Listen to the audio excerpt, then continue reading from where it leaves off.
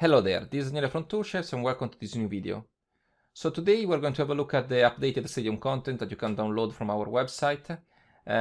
With this new content we have actually simplified quite a lot the setup, and also the performances that you'll see, they have actually increased dramatically.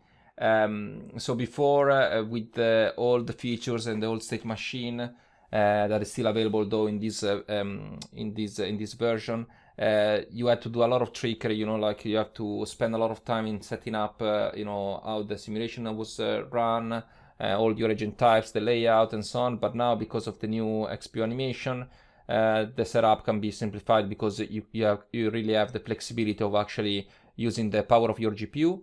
And for this reason, the performances are much better without even, tweaking so much the setup of the stadium. So I'm gonna press play just quickly, and we're gonna have a look at how this map plays.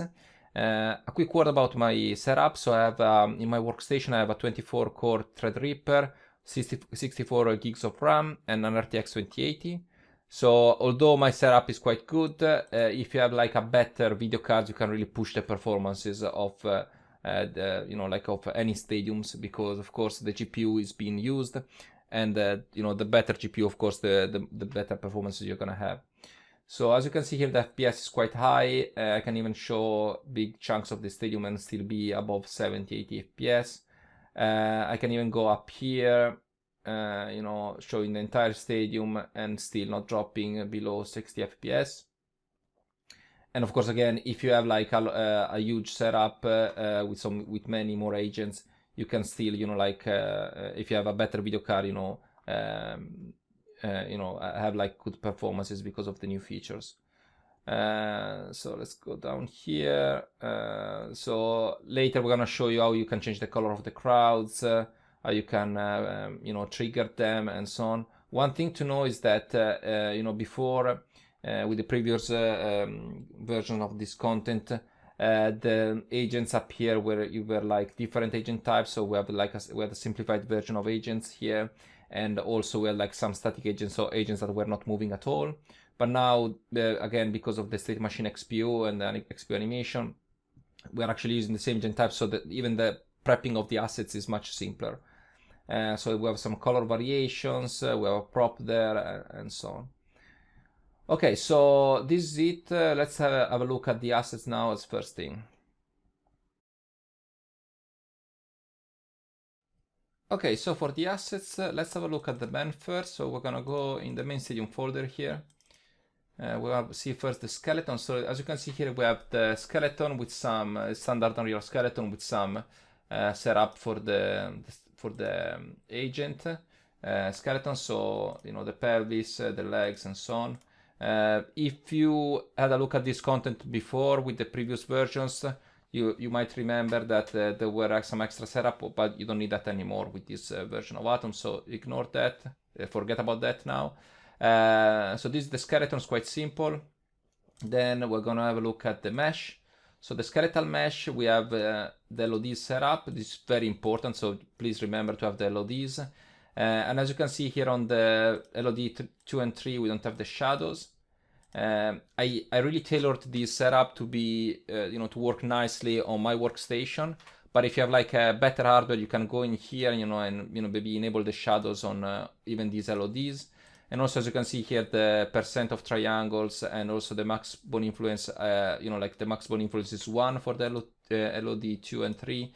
And then the percent triangle is quite low. But again, because we want to show the entire stadium sometimes, it's quite important that these settings are like that. Then we have, of course, the agent type, which is like a standard agent type with the main skeleton that we showed you earlier. The variation which contains that skeletal mesh and the state machine. And for the one, we have exactly the same setup. So we have the skeleton, again with the same settings here. We have the skeletal mesh, and once again we have the same reduction settings, and the cast shadows are disabled on the LOD 2 and 3.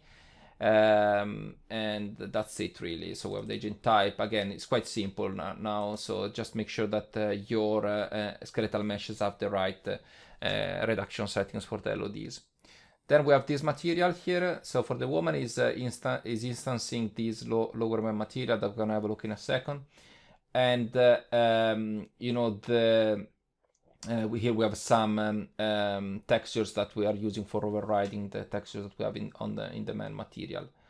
As you can see, actually, let's go back just a second to the mesh. As you can see here, we have the all meshes, so even the prop in this mesh, in this skeletal mesh, and we're going to hide or show this mesh inside the material. This is basically the approach that we use for being able to display as like a lot of agents. This is because any extra skeletal mesh that you add in a variation, so even in the standard skin for the skin mesh for the agent type, is actually an extra draw call. So you might want to make sure that the variations that you're using, they have as few skeletal meshes as possible. And you know, like maybe to do a lot of stuff maybe in the material, which is gonna be more performant than having more stuff on the geometry side, so having a lot of geometry variation as opposed as material variation. So this is basically the setup that we're using. So we're gonna have just one single skeletal mesh for each agent type, and then we're not gonna even use variations, and then we're gonna you know, randomize the look of our agents within the material itself. Again, if you have better hardware, you might want to use another approach. Even if you have the same hardware, maybe, you know, like you can try an alternative approach by just, you know, trying to use different mesh variations. So let's go in the inside the material. So it's this one. And in here, so we have a base color into the material and also an opacity mask. The opacity mask is basically what is driving the opacity for that prop that I showed you earlier. So here we have some sort of logic for that. And then we're gonna go and talk about this later. But if you see here, what we have is like we have some information that is being fed into the material. And we're gonna talk about that in a second. And then we have some textures. So we have this is like the shirt. Then we have the hair, and this is again the textures for the man, and they're being overridden in the other material instance for the woman. So we have the skin, and then somewhere here we have the shoes and so on, the shoes and the trousers. So the shoes and trousers, and sorry, the shoes and the big hand, I think they are actually being picked from these texture sample here. It's quite important actually to have as few texture sample as possible, again, to maximize performance. Here the logic is basically being driven by some metadata that we're passing from the agent. So if we go on the agent group, if we go in here and we'll search for per instance metadata, so you'll find this section. Here you will find that we have 5 elements. So we have a color, random int, a t-shirt visibility, big head visibility, and a thin color distribution. And this data is the metadata that each agent has. So each agent has like one color, one random int, one t-shirt visibility, metadata. So all these metadatas, and we're passing them to the material. So the first 4 floats. So we can pass up to 20 floats. There's a whole video about this on our YouTube channel explaining how to use this. But basically, so the color is a vector. All the other, I think they are just sorry, these 3 ones. So the random int, the t-shirt visibility, and big hand visibility, they are an int. And then the last one, I think, is like just a float.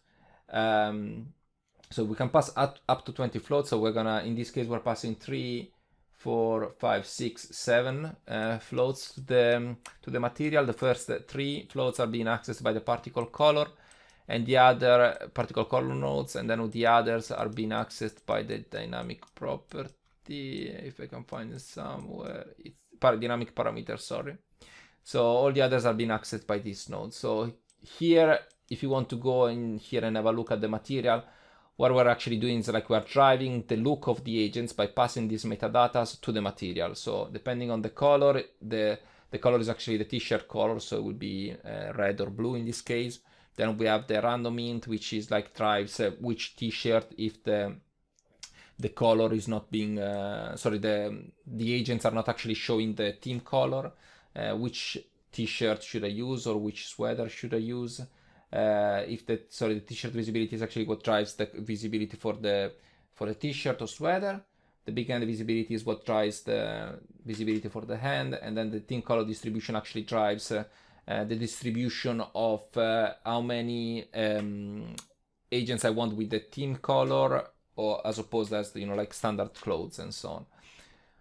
Okay, so this is the setup. Again, I would encourage you to go in here, and I'm not gonna spend more time explaining this material because it would take quite a bit. But again, what we're doing here is like we have the materials. Each texture has like a tile texture, so we have different colors for each piece of cloth. So we have the hair, even the hair, the skin, and so on. And again, depending on whichever value we are passing to the material, we're actually getting one of the tiles. Okay, so this is all for the material. And now what we can do is like we can have a look at the agent group setup. Okay, so now let's have a look at the agent groups. As you can see here, we have just 4. If you check the previous version of this content, you might remember that we had a lot of agent groups. The setup was quite different, and also the setup was different for the agent group, so it wasn't like the same for all of them. With this new content, actually the setup is the same, so I'm just gonna go through one agent group to explain what we have done. So if we go down here, we'll see that we have the simulate only visible agents option on, and the value here for the distance is 7,500. So this means that agents that are further than this distance won't be evaluated. Of course, if you have better hardware, you can really push this value. You can even maybe try to disable these simulate only visible agents. If I open the material, we'll see that there's this node that hasn't been connected to the material, but we have this node here saying that you can plug this into the work position, so you can plug this node into the work position offset of the material if you want to have some noise on the crowds when they are beyond the simulation distance, which is this value. So with this means that if you plug this into the work position offset, when the agents are further than this distance, they will be moved up and down, and this will all be done inside the material, so the performances are going to be quite good. While if you leave that unplugged, they will just be static. In some cases it's fine to have them static, but like in case you want to have like some noise, you can plug that in. If you want to have them always simulated, you can uncheck these. If you don't care that much about having like that high FPS, maybe you're just rendering from Unreal, maybe you just want to simulate the entire stadium, you can just uncheck this altogether. Then we have this check static bounding box. So before in Atoms, what we did is like Atoms was calculated the bounding box for each agent group. With this version of Atoms, we actually let the user decide what is the bounding box if they want to use a static bounding box. So for instance, if you go in the agent type component, if we search for bounds, yeah, so we have the bound size and the bounds offset. So if we, for instance, if we go in show and then we have advanced and bounds, so I have it enabled already. You see here the bounding box. So this bounding box is actually built using these values, so you can specify the bounding box for each agent type component. Here what I've done is basically I've set the same values.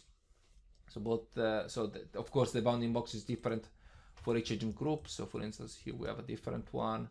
So the values there, and we check the agent type, they're gonna be different, but it's pretty important that you provide the right bounding box values. And this is because what Atoms does is like it checks the intersection between the camera and the camera frustum and the bounding box to understand if it should evaluate the agent group. Okay, so let's see. Let's go agent group. Okay, so Atoms metadata to agent group. So another thing that we enable is the enable in tick interval. So this will actually make sure that Atoms evaluates the agent group just a certain ticks. This was very important with previous version of Atoms, so you might even uncheck this if you want. Then we have enable neighbors query on, and also the enable internal KD3 cache on. So what this option does basically builds an internal KD3, and then that's used sometimes from the behavior modules of Atoms, or maybe from your blueprint and so on. We have also added this option, so if you have this on, the KD3 will just be built once at the beginning of the simulation. So the KD3 actually is built using the position of the agents, because of the position of the agents here don't really change during the sim. You can actually just cache it once, and this actually increases the performances dramatically. Please don't check this off, otherwise the performances will really go down quite a lot. Then we have the first and calling section. I'm overwriting the value, so I'm using 110 as a value. Again, you can play with this value for the first and calling. And now we can have a look at the behavior module that we're using. So you might know already that the order of the behavior module is not preserved by the components here, the components list here in Unreal. The actual behavior modules list and order can be found here inside under the agent group, under the agent group section. So as you can see here, we have the first mesh scatter, then we have state machine XPU, the follow target curve, fair initialize, stadium wave, add metadata. Okay, so this is actual order. So let's go in order. So first of all, we're gonna have a look at the mesh scatter. So the mesh scatter, what it does is like it scatter agents on a mesh. So what we have done here is like we have created the meshes. So they're gonna be this one. So basically, what I've done is like we have created a polygon, so a triangle for each agent, and they are distributed not uniformly on this mesh. Okay. There are different ways for like distributing agents. In the previous version of this content, we had we were using like curve pair layouts. But it's actually a good idea to use like this kind of approach. So maybe you can use build these kind of meshes in another applications, like maybe Houdini or Maya, and then you can bring that mesh into Unreal and just use that one for distributing your agents. So the mesh scatter is using that mesh. So in this case, it's using SITS1, and then we're using the scatter mode as face center. Therefore, creating the agents, I'm using the dynamic properties here. So the dynamic, I have this is dynamic enabled. What this option does basically generates agents dynamically, but in this case, we're using it like in a different way. So we're tricking a little bit Atoms just to generate the agents in a random order. So for instance, we have we're providing two agent types. We are saying use the generator trigger, because otherwise you can set a timer, but we want to use the generator trigger. And we always keep the trigger off, but we generate on each simulation. So what we're doing is we are generating randomly at the first frame of the sim, at the beginning of the simulation, some agents using these two agent types. And this is done again for all the agent groups. If you want, you can even create the agents with your own blueprint behavior, or maybe with any other different behavior layout behavior that we have we are providing with Atoms. In this case, this way was much quicker for me, so this is what I've done. Then we have again the state machine XPU. This works exactly like the old state machine in terms of interaction. Here, just make sure that you enable the adjust height field on agent creation only. So we're adjusting the agents on the height field just at the first frame. And then we have also the set state and set frame rate at the first frame only. The height field, I've specified an height field here, and I believe it's like the entire stadium that is the height field. So let me check. Stadium. So if we search for collision. Yeah, so the height field, the collision channel is just, the HF collision channel is just enabled for the stadium. So basically what we are doing is like at the first frame of the sim, we are adapting all the agents using the stadium. And then at the following frames, we're just keeping that height. So we don't need to actually, readapt the agents at every frame. Of course, the I field is defined, the collision channel is here under collision, and we have created a new trace channel, call it HF, and it's set to ignore by default, so then we activated it on the stadium. Okay, so the state machine XPO is like that. We're gonna have separate videos explaining how it works and so on. Then we have the fan initializer, I believe. Sorry, actually we have the follow target curve. So what we've done is like we have created this curve that goes around the stadium. And this is because if we disable it, if we disable this follow target curve, sorry, the agent group was this one. Actually, let's use this one. So if I disable just quickly the follow target curve, all the agents will face, you know, the direction that is being assigned to them by the mesh scatter layout, which is, I think, just the x-axis. What we want them to do is like to actually face the center of the stadium. So we have created this curve that actually goes, you know, like along the entire stadium. And then what we do is like in the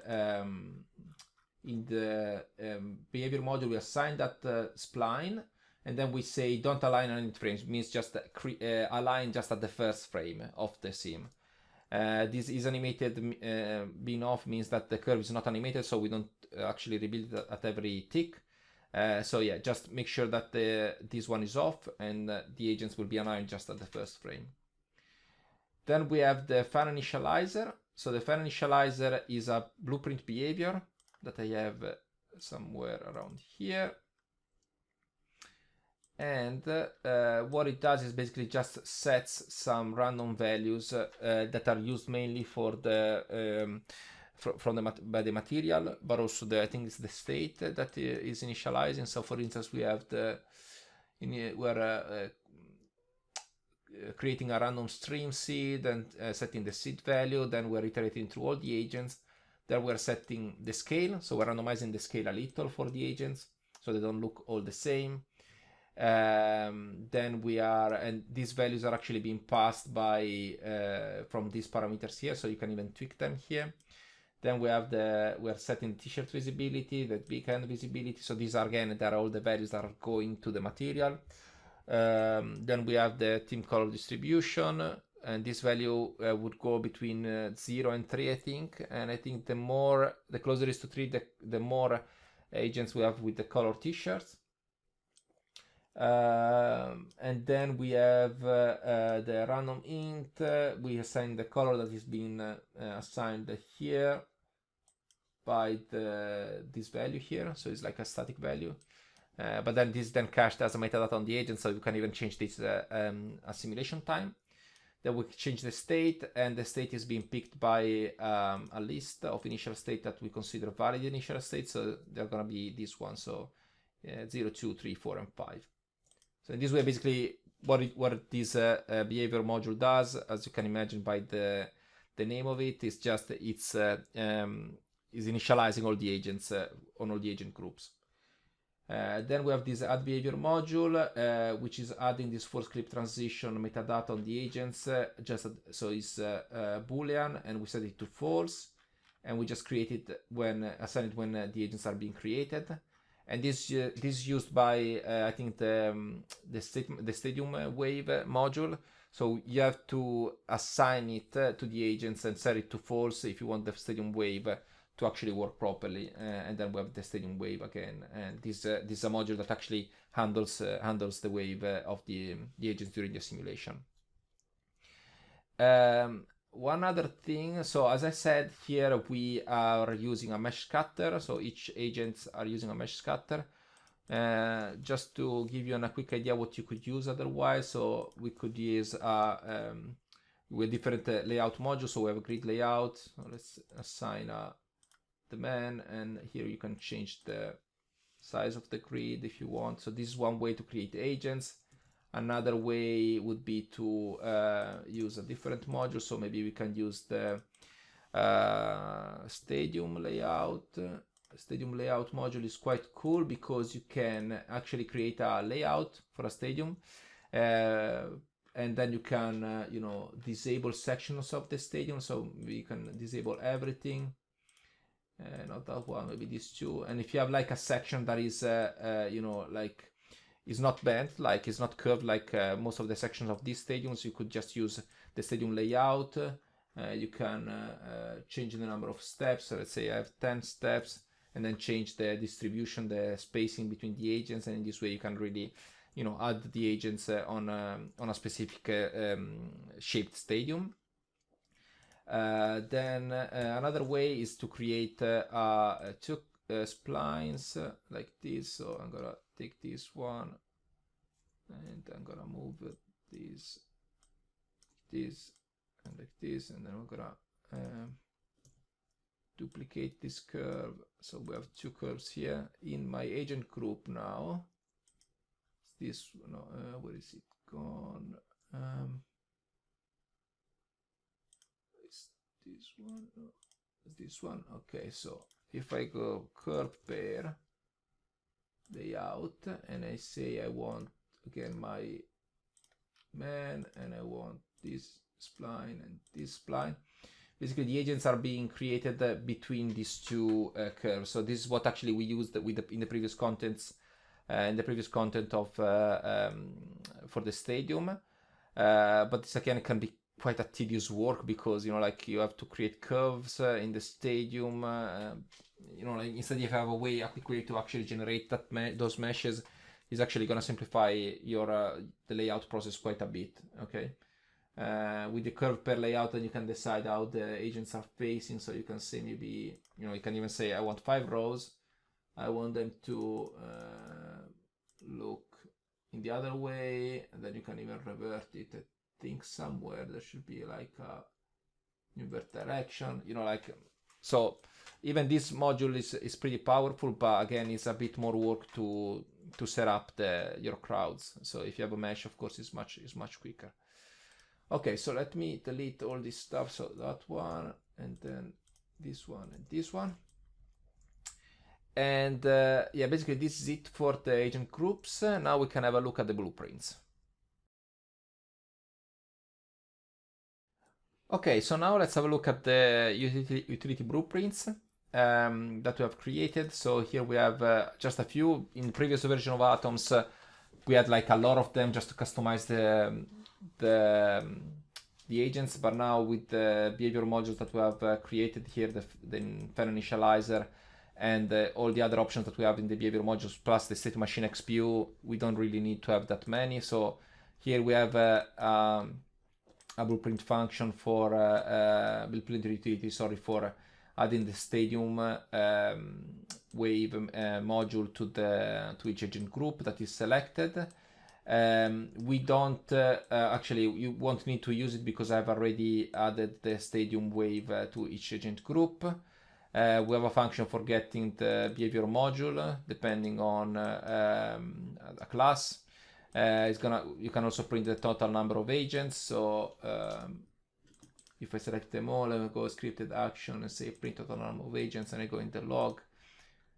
We see here we have 42,185 agents.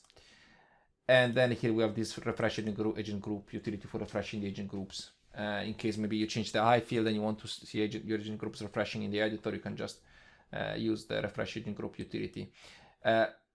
All of these are not really quite that necessary anymore, because again, even adding the stadium wave, if you have just module, if you have just 4 agent groups, it's quite doable. If you had maybe 50 like we had before, that was a bigger problem. So again, this was more like for the previous content, but I just wanted to have you some examples in this content so you can see what things you can do with the agent groups.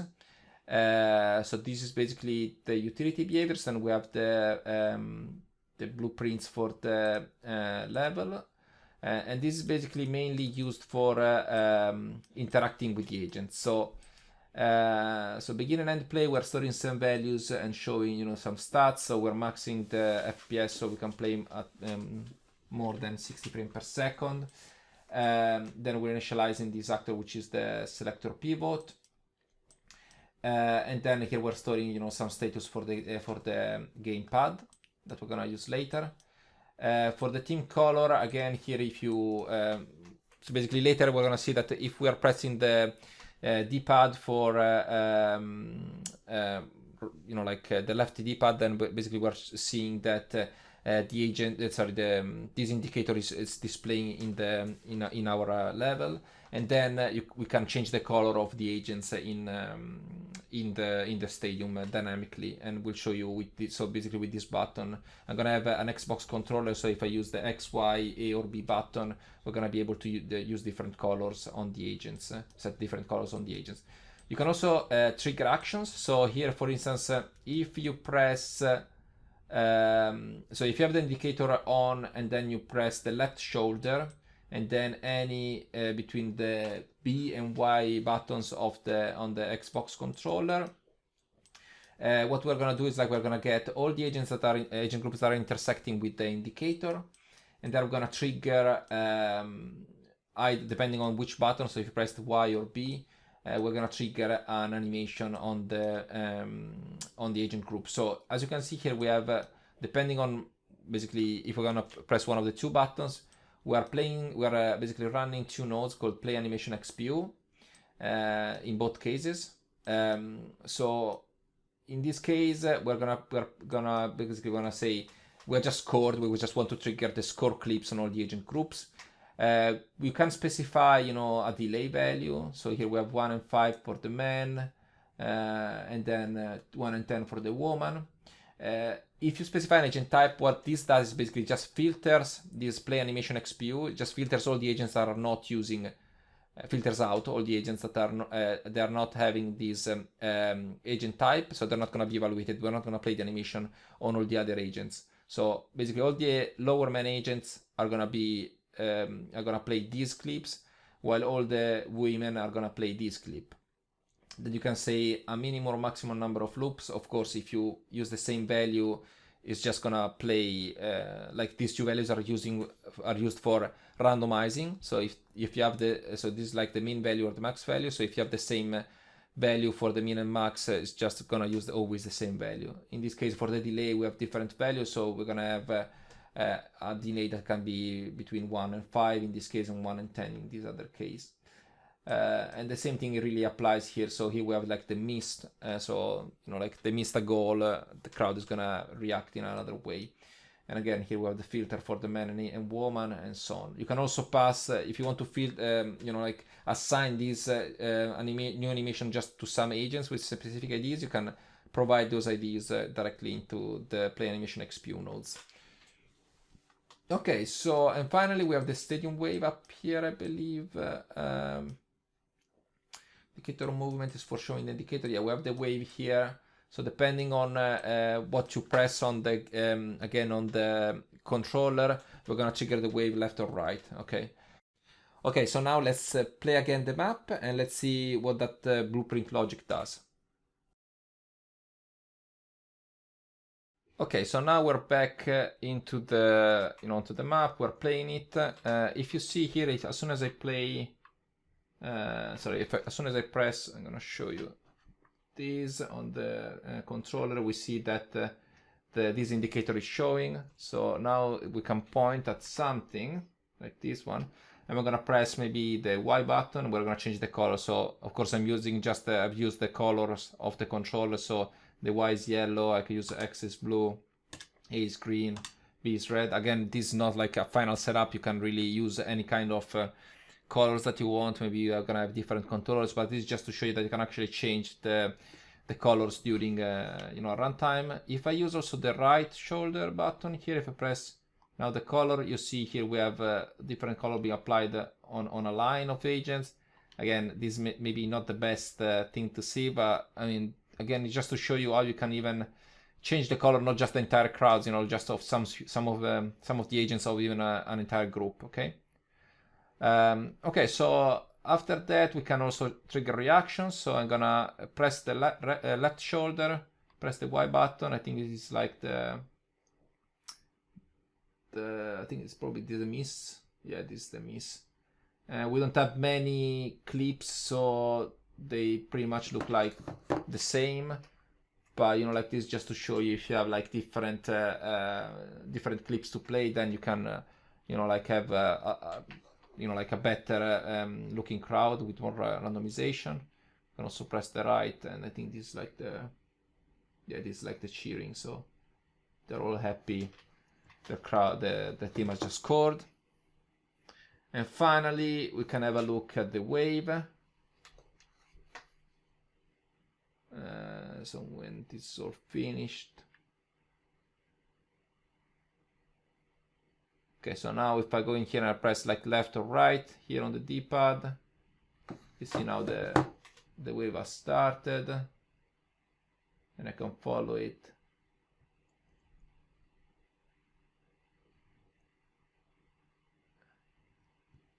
And like, and keeps going. But we are keeping like the same good performance, so it's still above 100 frames per second.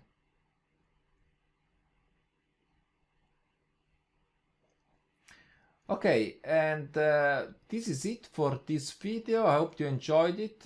Please feel free to write to us any via email, or join our Discord server, or maybe write on our Google group if you have any question.